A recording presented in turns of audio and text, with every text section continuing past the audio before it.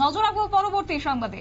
রাজধানী আগরতলায় হতে যাচ্ছে আরো একটি নতুন উড়ালপুল। একেবারেই রাজ্য সরকার এই সিদ্ধান্ত গ্রহণ করেছে এবং সেই কাজ বাস্তবায়নের পথে এই মুহূর্তে হাঁটতে শুরু করেছে রাজ্য সরকার। সম্প্রতি অধিবেশনে সেই তথ্য দিয়েছে এবং রাজধানী আগরতলায় সেই উড়ালপুল তৈরি করার উদ্যোগে এবার রাধানগর বাস স্ট্যান্ড থেকে আইজিএম হাসপাতাল চৌমুহনী পর্যন্ত এই উড়ালপুল তৈরি করা হবে বলে খবর।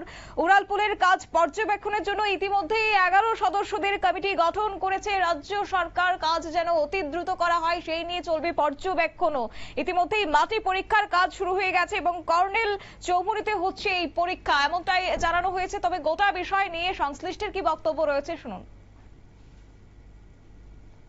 কি মানে কাজটা কে লেগে হইতেছে? এটা উড়ালপুলের জন্য, মানে এটা সয়েল টেস্টিং হতেছে। মানে কিটা করবো এটা? এখন এটা সয়েল টেস্টিং। হ্যাঁ।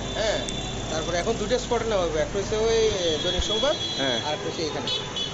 মানে কি কাজ কি শেষ হয়েছে না? না, এখনো শেষ হয় নাই, এখনো চলতেছে। মানে মাটির মানে গর্তর কাজ শেষ হয়েছে? না, এখনো হয় নাই, মানে এখনো চলতেছে আর কি। তো আজকের মধ্যে কমপ্লিট হবে। এটা হইব আর একটা ওইটা আবার নেক্সট ওইখান থেকে ওইখানে। আপনারা শুনলেন সংশ্লিষ্টের বক্তব্য।